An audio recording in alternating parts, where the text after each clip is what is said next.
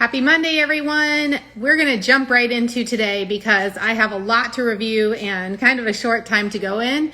But today I wanted to go through 3 different lab tests with you and then talk about the whys behind the integration of using these tests and how they kind of interplay together with this particular client and what we are seeing in terms of connection and overlap of symptoms and how all of these tests are beneficial to bringing together a protocol that can bring resolution not only to the struggle day to day, but also an understanding of what habits, what strategies do I need to implement into my world to help to heal. And when we talk about healing, it's about improving the signaling with the HPA axis, the hypothalamic pituitary adrenal axis, which then helps with energy production and really everything that cascades under that. Where the movement piece comes into it and how the strategies that I shared into this morning's workout post in terms of dealing with low back pain. This one particular client, she had a lot of chronic low back pain, a lot of symptoms that arose post-pregnancy, and then a lot of things that came from poor digestion. So when she's got poor digestion, there's a lot of bloating, there's a lot of constipation. She's not unable to properly manage pressure within the core. She also had extreme adrenal fatigue, a lot of nutrient deficiencies, which we'll see, and a lot of just constant stress, feeling constantly stressed. Even if something wasn't stressful, she just felt constantly stressed. So workouts needed to feel good, flowing, applying strategies to help with her particular symptoms. And then I will share with you where we found all of this hidden stress within these lab tests. In my practice, I use precision analytical for Dutch. In some clients, we add it in immediately and go ahead and run Dutch to have that baseline data. And then in other clients, you got to establish the lifestyle habits first, because there's no sense in investing in these really high-end tests if we don't have the basics down first. So in many clients, we'll wait 3 or 4 months and go through that the full egg cycle and let the lifestyle habits develop first, improve nutrition, improve movement, sleep, all of those things, and then run Dutch. But initially, Precision Analytical's Dutch test, as well as either Vibrant America or Microbiome Labs GutSumer or the BiomeFX. I just had a brain freeze. The BiomeFX test for the microbiome assessment, and then to run food sensitivity, we run Vibrant America's test. And then, of course, running trace elements, HTMA, hair tissue mineral assessment, to look at what's going on as far as the stress reaction within the cell. Now, these are all really important things to look at together as a whole, and then put together a strategy in terms of how to bring resilience back into the body, which then leads to consistent energy, and then will lead to your ability to execute better movement and carry out better lifestyle practices day to day, because you're going to have reduced stress within the system and you'll be able to integrate these strategies a lot easier. All right, so this client, she is a 45-year-old mom to 3 and has just a significant amount of stress in her world. They're young kids. One child has attention issues and has a lot of ADD symptoms, which is really, really hard for the mom because she's constantly on. Let me take some water. Constantly on, a lot of disciplining. Feels like she's constantly having to discipline, unable to really connect with this child, and that's very burdensome to her.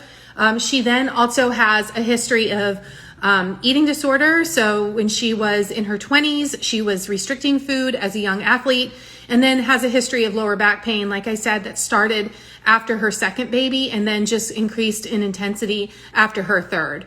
She is working with a pelvic health PT to address, pelvic floor issues, but still has not brought full resolution to that lower back pain. Being a longtime athlete, when she was younger, she really wants to bring back into those athletic movements and feels like she's restricted to restorative exercise, has having issues with her weight. She's gained 30 pounds and is uncomfortable in her skin and is unable to commit to consistent nutrition intake. So she'll grab a few things off of her kid's plate in the morning, hustle around to her part-time job. She skips lunch and then ends up on a snacking binge for the minute she gets home all the way through until past dinner time, and then lays in bed at night, frustrated with herself for hollering at her kids, and then for unable to stick to her nutrition. And it's constant cycle of undereating, overeating, and not eating, excuse me. I have a tickle. Not eating the right foods for her body. I'm going to go get some more water while I finish. So this frustration has led her to constantly trying new diet strategies, constantly trying new systems of movement, new systems of exercise, hopping from one coach to the other. She's done macro counting. She's done Weight Watchers, she's done shakes, she's done intermittent fasting, and has not brought any resolve to any of these issues. So she found me, and she was ready to commit to doing the functional lab testing. Hopefully that's better. And so we ran the gut zoomer on her, a food sensitivity panel, which we won't go through today. And then she also ran Dutch, and she ran her mineral panel. So let's dig into, hopefully I'll hold out here. Let's dig into her microbiome panel. This again is through Vibrant America. This is a single stool sample. And the process in doing that with me is we do a biofilm disruptor for 5 days prior to the test. Then you run the test, and then we're going to look at how she came out on that. Sorry, I got a little distracted with a post. Hello. Thank you for that. All right. Okay, so this is her gut bacteria. When you look at this, the gut bacteria on the left, this is called the Shannon's Index. And then the Simpsons Index, this one is at a 1.3. It's flagged in red. You can't see the shading, which means it had a very low level. This is the amount of different bacteria within the gut. This is the abundance, or how many of those different bacteria. So right off the bat, you can see where her symptoms of bloating, intermittent constipation with loose stool, just a constant feeling of not being satisfied when she's eating, or doesn't have this robust appetite for nutrient-dense foods. This is what shows up typically when I see that, is a really low bacterial diversity and a low abundance of it.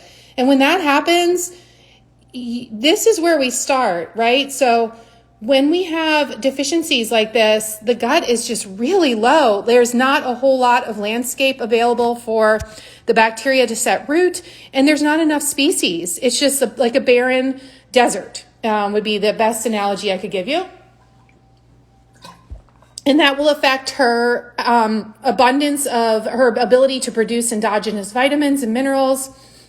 And this is a big issue for her hormone production, as well as blood sugar stability. Yes, you get this report through me. This is through Vibrant America. This is the gut zoomer. All right, then we look over to our phyllo wheel, and you can see there's a lot of overgrowth in the firmicutes, which we need more of the Bacteroidetes. This is coming from more fat and sugar. She's been on a ketogenic type diet, very low in plants, very high in fat and protein. And she is showing up here on the gut. Remember, the plants feed the diversity. Fiber is absolutely essential. So when I typically see women who have been on an improperly run ketogenic diet, you're going to see a very barren landscape. So fiber will be a big part of her strategy. This is a stool test, yes. This fiber will be a big part of her strategy, and to drop that fat back and improve the types of fat. So she's doing a ton of saturated fat, and we're going to switch that up. This is her ranges. So she has both increased risk for obesity and IBS based on her ratios. In test review sessions, we dig into all of this, and then it gives you commensals. So this means that it gives a correlating factor between this particular condition and then bacteria species found, and I'll flip to that page in just a minute, and these commensals. This is not diagnostic. These are just correlating factors. So you can see her intestinal permeability is very, very high. What this means is that she's got a lot of leaky gut. which matches to her symptoms. Intestinal permeability, leaky gut. If you've been following anything in the literature, you'll see a lot of that. And she is just, she's experiencing quite a bit of that, which matches to her long list of food sensitivities. The food sensitivities are coming from the leaky gut. They are not necessarily driving the leaky gut initially. They integrate together. Then we look at metabolic health as flagged, neurological health.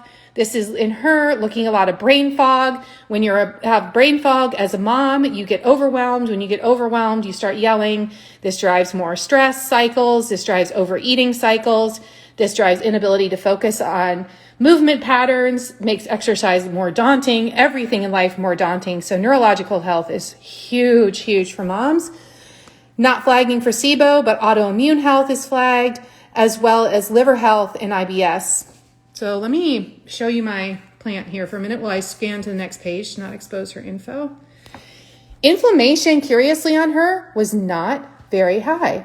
This is all of the inflammation markers within this test, which is just profound because to have this many in a stool test is really, really effective. It helps us develop an effective strategy. So we know that the leaky gut, the intestinal permeability, is not necessarily coming from inflammation. She does have this fecal lactoferrin, which would be addressed with fish oils, NAC, balancing the diversity diet, probiotics, all those things.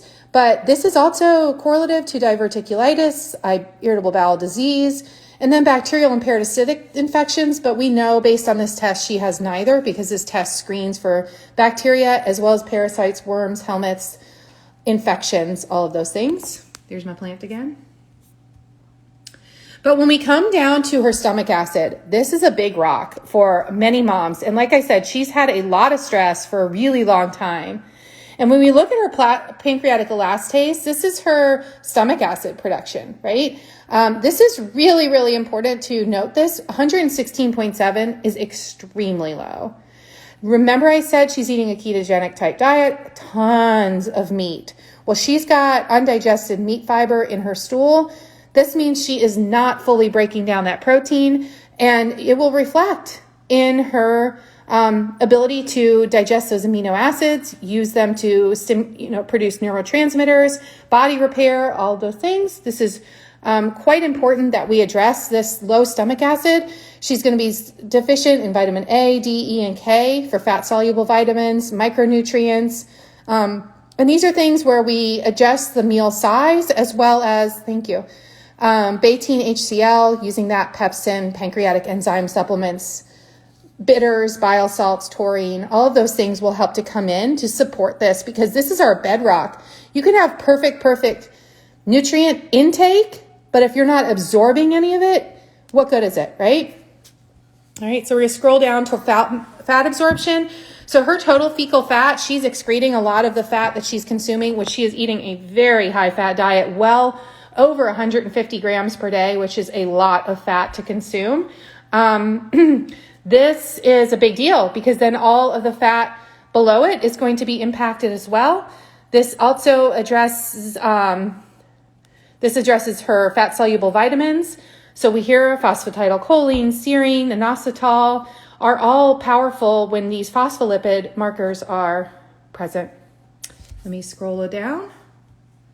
I'm zipping through this just for time-wise, but it's important to see the benefits of this testing and the impact that it can make on, instead of just looking at symptoms and saying, the symptoms are there, let's try just this diet or this diet. Well, they're there for a reason, and we can really fine-tune the strategy so that you can have a better outcome in a much more efficient way.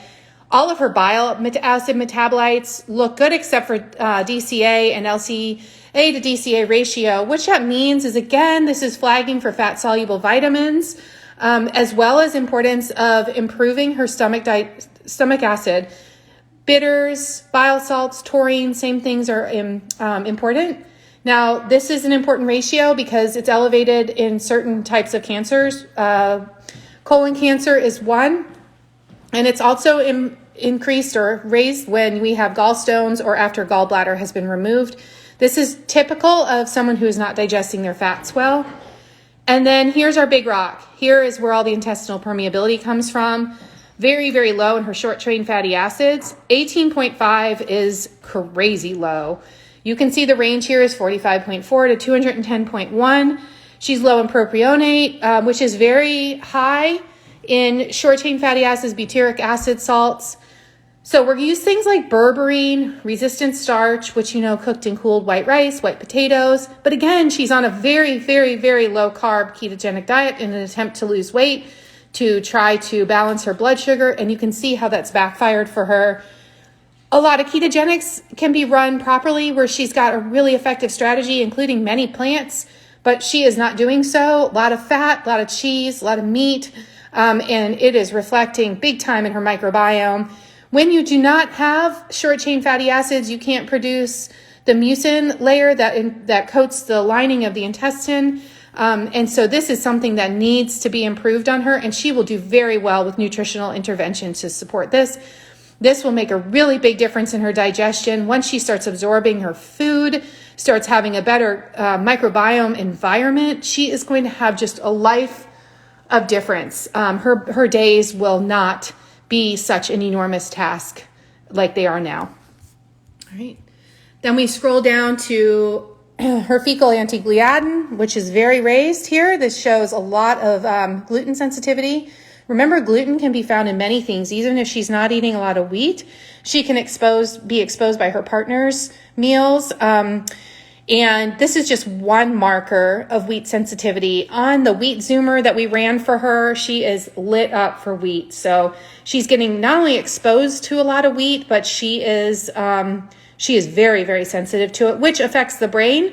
There is so much data in terms of mental health and gluten and wheat in and of itself. And then there's also cross-contamination with other grains in her case, and we know this because we ran the zoomers also through microbiome labs, not microbiome, but Vibrant America, which if we didn't do this testing, we would never know these things. All right, I'm just going to go through 1 or 2 pages and then we'll scroll over to Dutch. So her bacterial counts under this gut commensal for intestinal permeability are crazy. So remember we, again, talked back about the ketogenic type diet, very low in plants. Well, it's showing. If you don't have fiber coming in, you can't feed the microbiome, okay? So you can see all of these keystone bacteria, lactobacillus, eubacterium, whatever, I can't pronounce that one. But these are all very, very low. So do we come in with a strategy to knock this overgrowth down? No, because she has an undergrowth dysbiosis. And when she has an undergrowth dysbiosis, that means we need to support the microbiome, not come in with antimicrobials, which will further deplete her. Now you bring it over towards, let me see where I see another remarkable page. Here, where we look towards gut bacteria, she does have some overgrowth in Enterobacter, and then in the Proteus mirabilis, these are both gram-negative bacteria.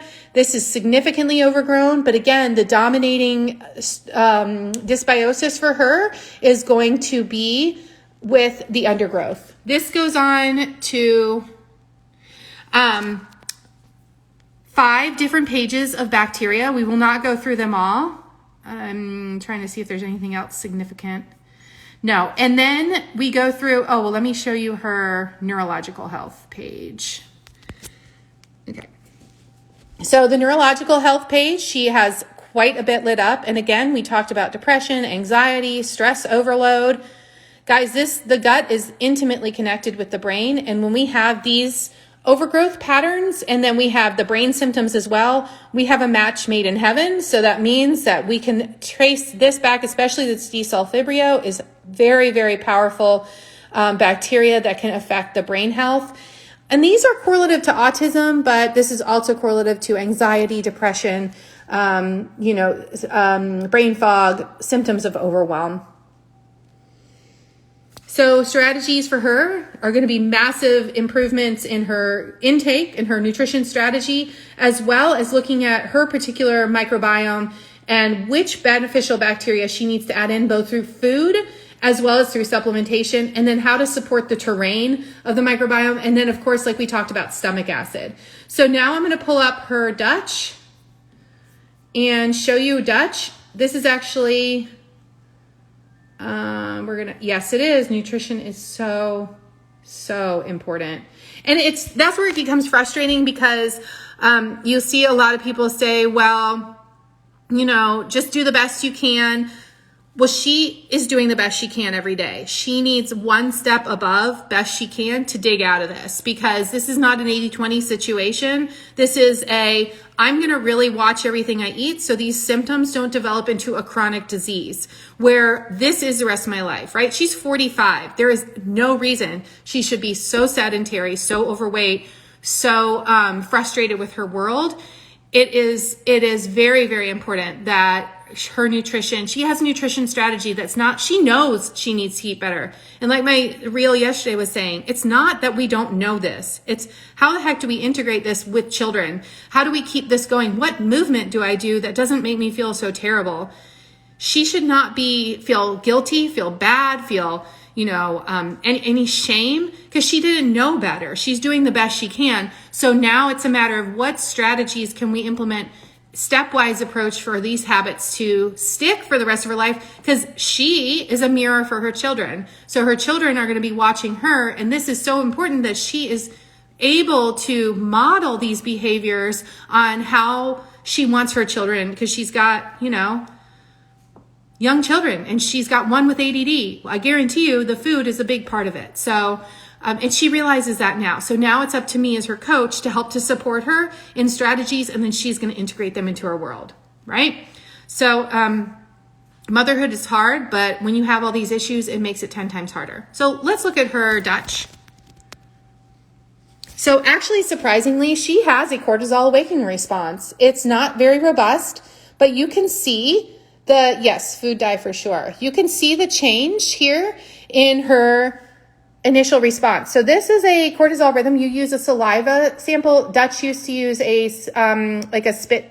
You just spit into a tube, which was annoying. Now you just chew on a stick, and it's very simple. This is a test you run between day 19 and 23 if you're cycling, and if you don't have any type of IUD, or if you haven't had a hysterectomy. And here you can see she already starts really high, right? So she's stressed. She's not sleeping well at night. She's stressed already in the morning before she even gets up.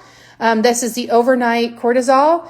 And then she doesn't have much of a spike, right? She's at the low end of her range for her cortisol pattern. It's really low throughout the entire day, but she does have a rhythm, which is good. It's something to build off of, because you always want to build off of something good.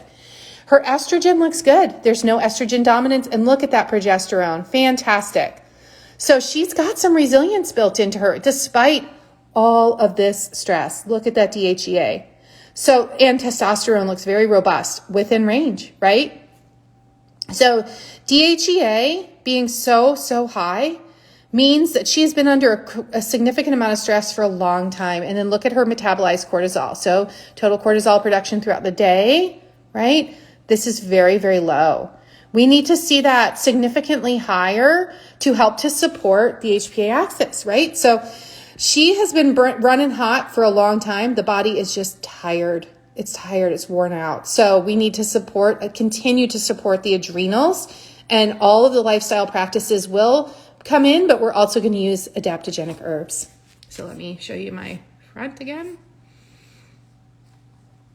Now, this is a special marker here. When we look at her 5-alpha DHT, it's above range. It's at 13.7. And that means that she's got more androgen production. That, it's something to be aware of, that, this is not necessarily a diagnostic for PCOS. There's many other factors that go into diagnosis for PCOS, but it's something to be aware of, and that we may need to use some androgen blockers. But let's look at the next page.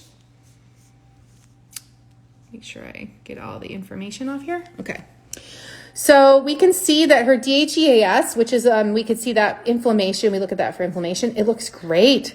There's that testosterone. But when we come down here and we look at all the metabolites and that 5-alpha, she's a 5-alpha preference, which means she's going to aromatase a lot of that testosterone into estrogen. And this is androgen dominance here.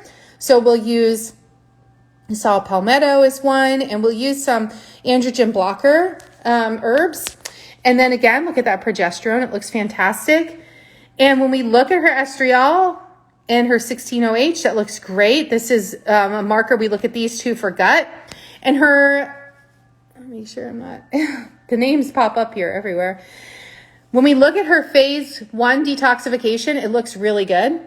So let me pull that down a little. Okay, her phase 1 detoxification looks really good. But then when we look at her methylation status, she's going to need support in phase 2. Because this is a really big issue. If phase 1 is good, but phase 2 is not working so well, we've got a clog in the pipe, right? So we have phase 1, 2, and 3. So we need lots of support here in phase 2 detoxification to help with all of these volatile compounds that are produced in type 1 or in phase 1. When they are produced, they need to continue through phase 2 and then continue on into phase 3. No parasite cleanse. She did not show up for parasites. Not necessary. But she does have a lot of issues here with detoxification. And when we look to her organic acid markers, this one, I don't know if I can block the name. There we go. When we look at her organic acid markers, we can see that her B12 is at the high end of the range, which indicates that she is needing some B vitamins. And then when we pull up her HTMA, you will also see where she has deficiencies present there as well. So Dutch test is huge. It gives us a lot of empowering information in terms of what we need to do for support the HPA axis and how that correlates to gut test, and how important it is for her to resolve to these lifestyle and behavior changes, and then how this also attaches to exercise. With that adrenal pattern, she definitely can include some high intensity exercise, but we also have to take the human into account, and then also how much can she tolerate. So all of those factors go in. Let's pull up her minerals. So this is her mineral panel, and you can see on here, she is very, very high in calcium. So she has a calcium shell here. What that means is this calcium can actually block receptor sites for thyroid. That impacts metabolism. She's at a loss for magnesium, just burning through magnesium like crazy because of the enormous amount of stress she's under. She's got a lot of zinc loss here as well, which will impact immune health. Her iron is also a loss as well, and she has absolutely no boron, which is showing vitamin D deficiency and tons of inflammation. Cobalt is extremely high, so that shows a lot of liver issues. And then when we look at her phosphorus looks good despite her digestion issues, so that's great. And then potassium and magnesium can also use some, or potassium and sodium can also use some support. We'll go through this in a later test in a little bit more detail, just time-wise. I just want to kind of zip through. So this is showing you her oxidative state. She's in a very slow oxidative state at 29. And then she's also at her sodium to potassium ratio here is showing at 1.80. There's a lot of stress. Vitality is quite low.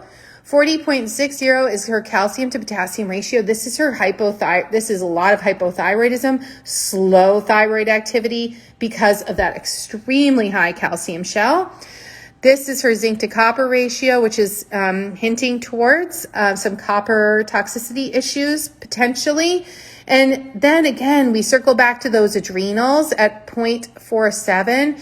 This is showing us that there's very, very depleted adrenals. So we need to support the adrenals nutritionally through sodium, magnesium. We need to look at all of the B vitamins and making sure that lifestyle practices are supporting those adrenals. When we look at her calcium and magnesium, this is blood sugar ratio. She's experiencing a lot of hypoglycemia, which again, like I told you before, is matching to her world, right? She will nibble off her kid's plate in the morning, and then she'll kind of skip through lunch. And then as soon as she comes home, she's on this kind of constant snacking cycle. So that will produce a lot of hypoglycemia. So overall picture for this amazing mom who's really taking a huge leap of faith after going through many different strategies and doing the macro counting, doing the cleanses, doing all of these different extreme measures. now saying, I really want to look inside and understand where all of my stress is coming from and put together a comprehensive picture on what the heck do I do? How do I dig out of this before this becomes my fate for the rest of my life? And where my kid, where they're young and they have issues behavioral wise, is where you can address it. Once they get older and they're teenagers and beyond, it's way harder. So she wants to be there and be present now for her children and to be able to support them, but she can't from the mental state and emotional state, energetic state that she's in right now, and she needs that change to happen. And it's not going to come through counting macros. So this is something that has now affected the intestinal permeability, is also found to be leaky brain, leaky gut, leaky brain, and she's experiencing all those symptoms. So when we start making strategic changes over the 6 months that we'll be working together, both through movement capacity as well as nutritional and then strategic supplementation, she's going to do really, really well. A point was made earlier in the comments that many supplements are synthetics, and you need to be really cautious with that. And that is 100% the case, which is why it's always recommended that you work with a practitioner or you have a strategy in mind. Even magnesium supplementation that people feel is benign intervention, it is can be really, really challenging because it affects it pushes calcium, it affects potassium, it affects all the other minerals. So you never want to just supplement in an isolated fashion with one particular mineral. Really, really important. That's where food comes in, because food has all of the cofactors. And in most cases, it's balanced. You're not just going to get magnesium. So this is where my practice brings in the functional lab testing and then the movement piece. And like I alluded to in my post this morning, from the movement post, that this spring I will be bringing to my practice. Currently, we're using one-on-one sessions, but bringing in a coaching package where you come in and you can have a whole program written out for you for the 6 months for you to follow, and then you will be able to track progress in an app on your own, and it'll be much more time efficient for you. And then you will always have the option of having my eye on you as a one-on-one movement session. It's so important to pair the movement with the nutrition. You can't isolate one from the other. And when we do it following a program and you have a strategic implementation, you have a game plan, especially if you're coming from a place of brain fog, it makes it a lot easier and much more effective. So if you're interested in learning more about these tests for you, all you need to do is shoot me a DM. You can send me an email at amy@amyslatercoaching.com, and we can connect and talk a little bit more virtually about your concerns and things that you're interested in, and then discuss whether or not it's the best time for you to run a discovery call. They are free calls, and it'll be an hour-long session where we discuss your needs and whether this is the best time for you to jump into this program. And I am accepting clients now for spring of 2022. So if this sounds like something that you're ready for, to bring this into your world and make these changes, not only for the now, but for the forever, then I can't wait to meet you. And I hope you enjoyed this live, and I will talk to you again soon. Bye-bye.